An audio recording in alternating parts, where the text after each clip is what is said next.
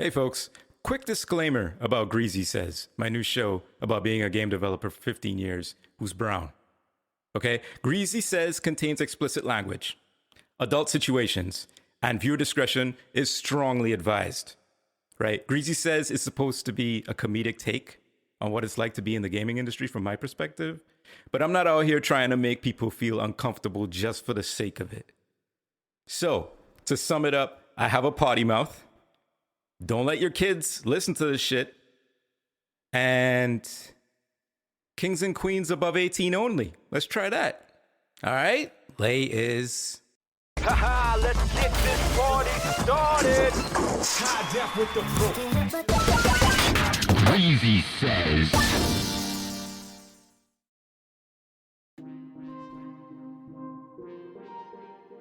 I bet y'all motherfuckers wondered if I was ever coming back, huh? Was I gone too long? Did you get scared? Don't be scared. You can't be greasy and be scared. Yeah, I know. This is Greasy Says once again. I know. It's, what is it, fucking May? It's May. And this is the first episode of season 3 of Greasy Says.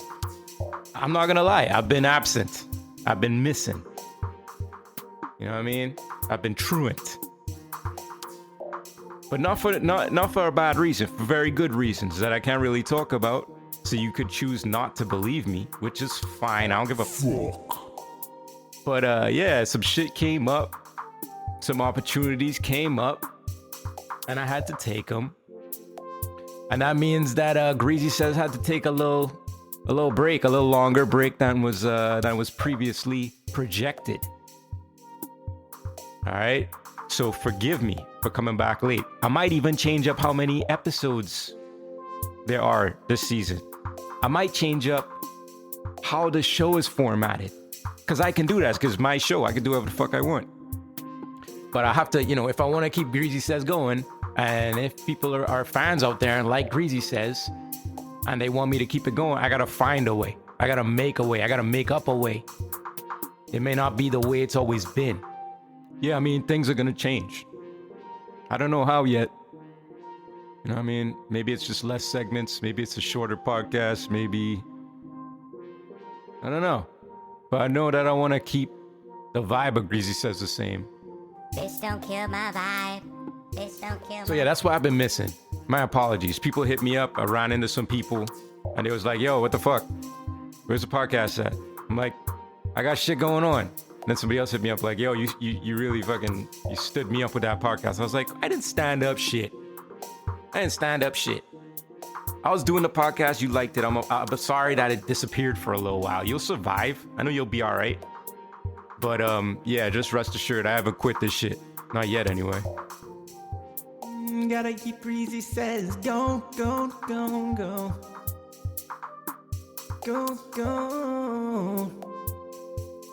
So I finally saw Nope. Woo! You know what I mean? Like a year later, or however long. That's fine. Later, finally watched that movie. Shit was fire though. That might be my favorite one. Shit was fire. By old Jordan Peele over here. Shit was fire though. That might be my favorite Jordan Peele movie. The way he set up the characters, there was so much depth to the characters. When I watched it the second time, I was picking up on shit I didn't pick up on before. Every character was a tragedy. Fantastic. Maybe it was because I wasn't building it up. I didn't really watch a lot of trailers and shit. Like, I don't do that anymore. I don't watch trailers for shit. I don't get gassed up on marketing so I can appreciate the art when it drops. So I wasn't thinking like, oh, it's this kind of movie or that kind of movie. I was like, okay, it's gonna be some crazy shit. It's gonna be some scary shit. It's a Jordan Peele movie. That's what he do. But if you were expecting something and you got something else out of that movie, I mean, you only have yourself to blame, right? It's not like they sold you wrong on the idea. You just didn't know and you put that thought in your head. Expectations. Adjust them. That's something that really pisses me off about gaming and media in general is audience expectations and the public's expectations dictating what a product or what a vision or what a piece of art should do. That makes absolutely no sense. That is the complete opposite of why you create things in the first place. But it's a reality. And it's something that creative types have to battle with every day. Not that it's a battle. I mean, it's not like we're fucking dying out here. We'll be okay. Jesus Christ, relax. And then he said he didn't like my video game. He didn't like it. He said the graphics were bad. The graphics were bad. What am I gonna do? Ladies and germs, welcome back to Greasy Says. Right, this show is me, Greasy, talking about what it was like, what it is like, what it was like, what it is like, what it is like being a brown game developer in the year 2023 and beyond. I gotta say, for me, being a game developer has been pretty fun recently. I've been getting a lot of new challenges. I've been pushing myself. I like the project I'm working on. Life is good. I even did, check this out, right? So the school I used to go to when I was like, you know, learning how to be a producer, because I went to school to learn how to be a engineer, a sound engineer, a sound producer, blah, blah, blah. Synthesis, all that stupid shit. And I went back there. They asked me to come back to give a talk, to do a panel with some students. And in the back of my head, I was like, why the fuck would I want to help y'all after y'all took all of this money from me for such a long time? What's the fucking point? But, you know, I was like, you know what, though? The youth, man. The youth. Keeping in touch with the youth, seeing what the youth is doing, see what the youth's dreams are. The youth. That's more important than holding a grudge against some fucking school, right? The kids got nothing to do with that shit. That's between me and the school. So I went back there and talked to these kids like, yo, you want to feel old as fuck? Go back to a school you used to go to. You want to see some shit feel small? You know what I mean? It's like going back to your house, the house you used to live in as a kid, and you realize, damn, This shit's small as fuck. I used to sleep in this fucking room. Where'd I even put all my shit in this room? it's like that when you go back to the school. You're like, damn, these hallways narrow as fuck. And why all these people so young? All these children. Where are all these children around here? Somebody come pick up this kid. This toddler does not belong here in this cafeteria. I will say though, they asked me to come back and eat the cafeteria food. They were like, we'll give you lunch. I was like, fuck no. I don't want your laxative fucking cafeteria, laxative laced cafeteria food. Give me bubble guts. You know how many, when I went to school, that's what kept me skinny, yo. It wasn't the drugs, it wasn't smoking. It was like the food that would go in and come out like 5 minutes later. That shit didn't even digest. It would just be like blip, just drop out your body. Full burger, just drop out your body. God damn, I don't miss those days. Anyway, I went back and I talked to these kids and I had like a kind of mentoring session with whoever signed up. And I thought, man, I'm gonna be sitting in this room and nobody's gonna fucking come talk to me and nobody gives a shit. The room was full. It was full of young sound designers, young music producers, young cats who want to get into games. The youth. And it was so refreshing, man. Let me tell y'all in the ways it was refreshing. It helped me realize, all right, for one thing, it helped me realize how far I've come doing this shit. I've been doing this shit now for like, it must be like 17 years now, man. I gotta change the intro. You know what I'm saying? I've been doing this shit for a long time. It just flew by. I didn't realize it. But then you look at you talking to these kids and they're so uncertain. And they're so unsure about what the future holds for them. They're about to walk out of college into the working world, man. That's scary as fuck. I remember how that felt. You don't know what you're doing. You don't know what's gonna happen. You might be broke tomorrow.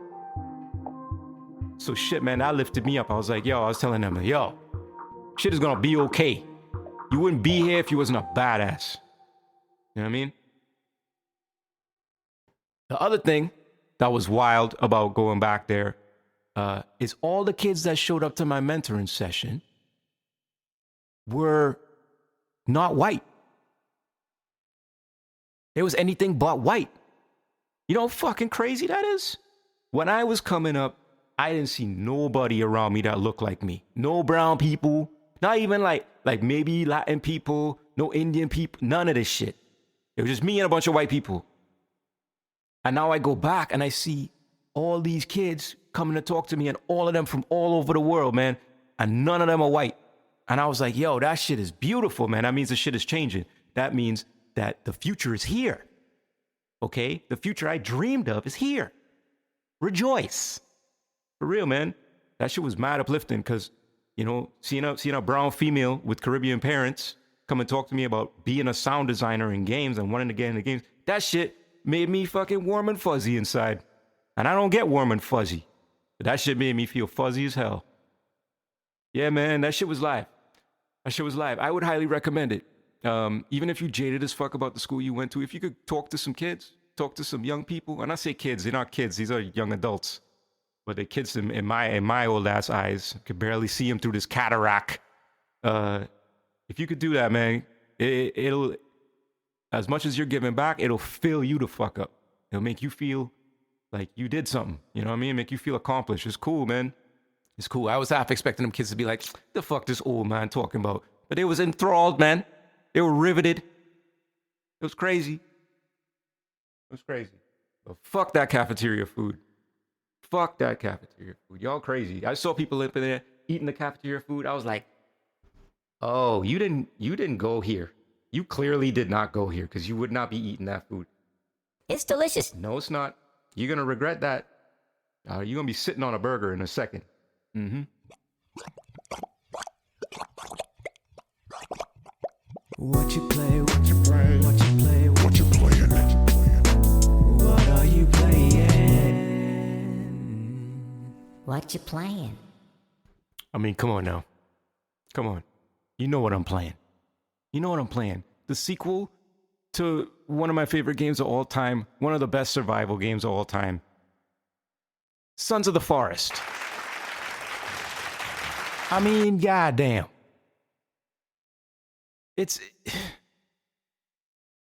They took a game, The Forest, that was already fantastic, full, dripping in atmosphere, difficult, rewarding, brutal, satisfying, crafting, just an incredible experience. And they just doubled down all over that shit. You know what I mean? The game pretty much plays the same. You know what I mean? It's the same premise. But they've improved things in such pinpointed ways. Like the crafting, they've taken to a way more realistic level. It's like, instead of just giving you more shit to build, they like change the way that building works to make it feel more engaging. Like you're splitting logs. You're like placing things. You don't place just like a blueprint and fill it up. You build it up. You build up like a fence or a fucking whatever. Like when you build up like defensive walls, you're like putting a log in the ground, and then you're using your axe to chip away it and make the top spiky instead of just putting down a spiky pole. That's really cool. It also makes building feel sort of more urgent because you have to physically swing your axe. You can't just place a thing down, turn around, fight some guys. You could be like chopping away, whittling away at your wall or whatever, and a cannibal sneak up right behind you and yell in your ear. Boo! Tickle your pickle or some shit. And then you're like, what the fuck? You know what I mean? And the cannibals, man, in this new one, they be doing some wild shit. They like hide in like little leaf piles and pop out. They'll like scream really loud when you least expect it. I'm not sure why they scream. I'm still trying to figure out the mechanics on that. I don't know if they scream like that because they saw you and then they lost you, like they can't see you anymore, so they scream in frustration, or if the scream is like, yo, we see this cat, let's go get him, like bring in the squad. We see Greasy sitting here around a fire and he don't know what going on. Let's jump this motherfucker. You know what I mean? So yeah, that shit freaks me out every time. It gets me every single time, that scream. Because you be just walking through the forest, chilling, you know what I mean? Collecting aloes, you know what I mean? Taking a sip from your canteen, from your 3D printed canteen. And bah! Ah, pumpernickel. Woo! Yeah, man. Yeah, shit is fire. The shit is fire. It's got some great music in it. Sick sound design.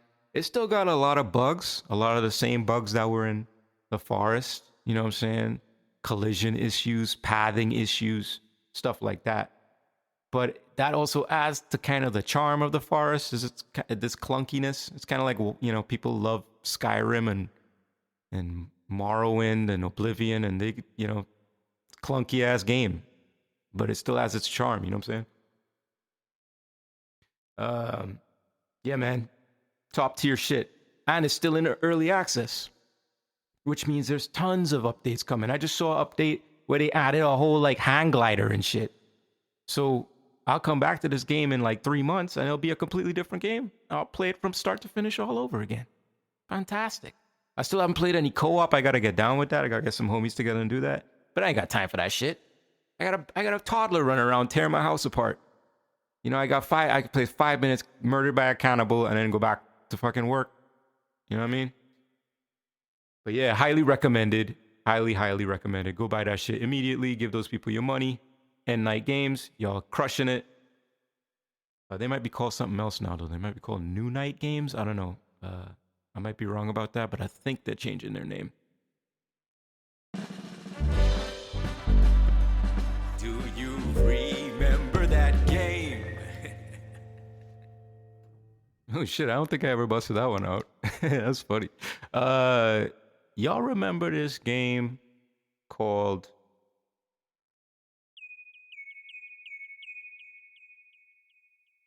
the fuck was the name of that shit? It'll come to me. Give me time.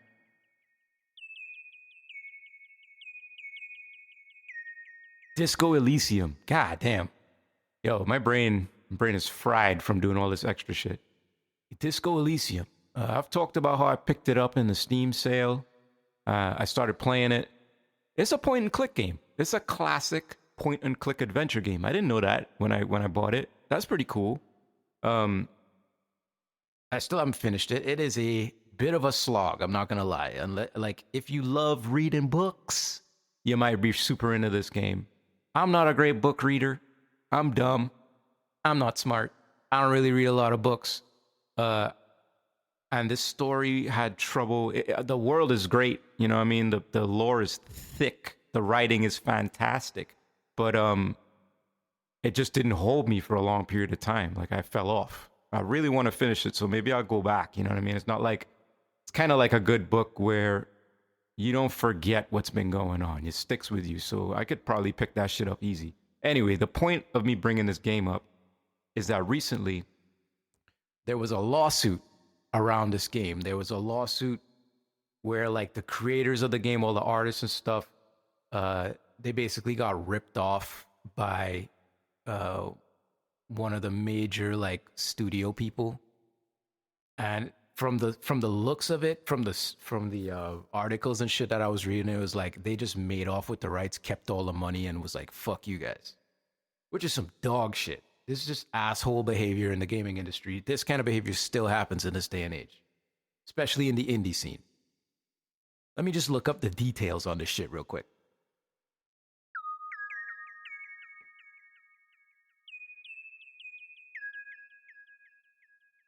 Yeah, so the studio's name is Zaum, or I don't know how you pronounce it. That's how I'm pronouncing it. ZA/UM, right? This is their only game, as far as I know. Disco Elysium, which was a smash hit. So they had a bunch of legal issues. And I'm reading this from Rock, Paper, Shotgun. Last week is in March. So in March, Zaum or whatever the fuck announced that one of its legal disputes had been resolved and they expected the rest of their legal troubles to fall apart, quote unquote. But fired the game director Robert Kurvitz and art director Alexander Rostov took the opportunity to double down on their lawsuit and dispute the studio's claims, calling them wrong and misleading in several respects.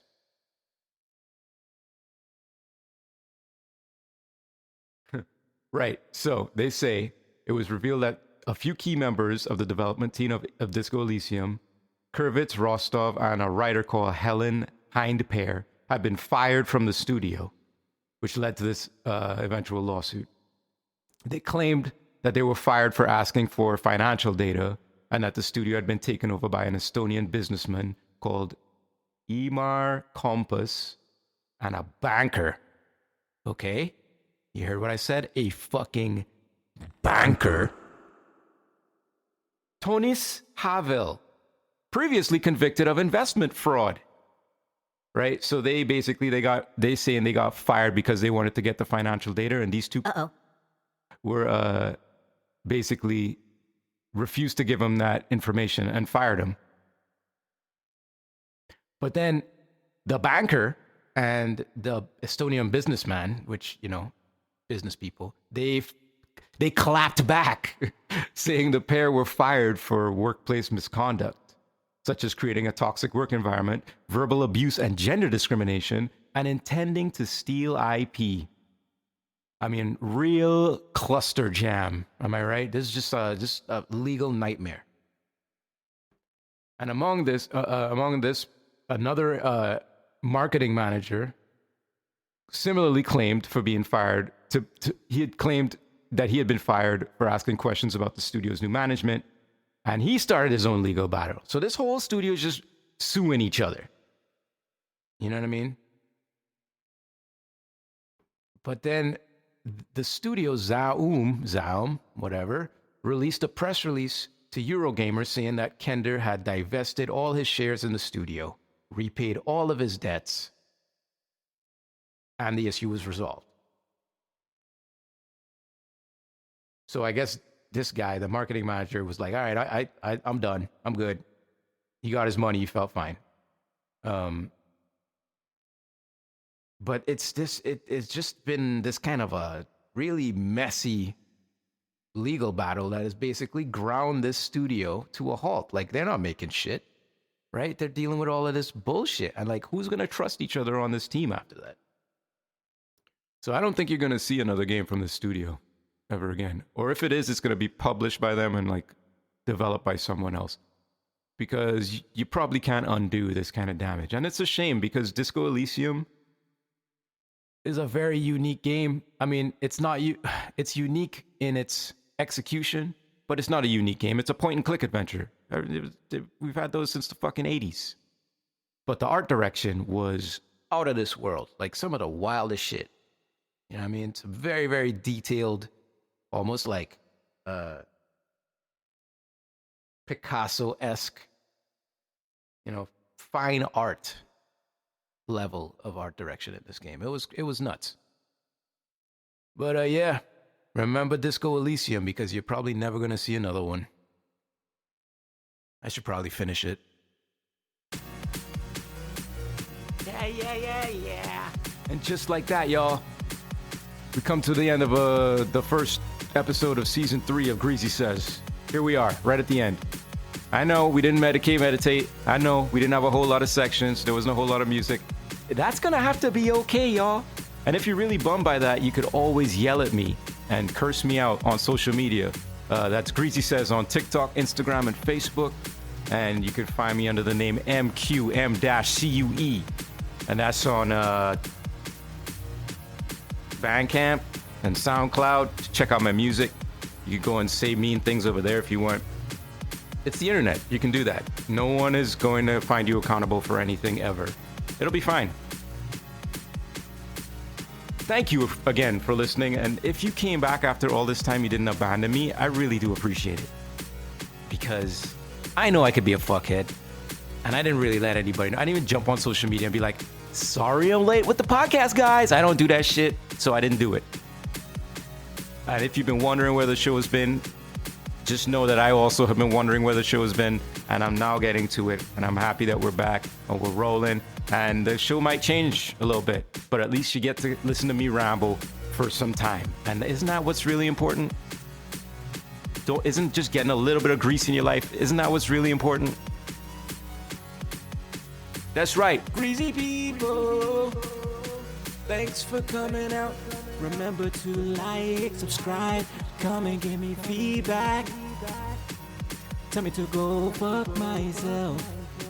And until next time, it's me, Greasy.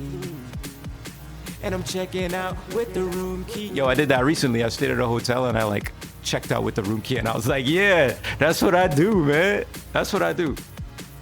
Laters.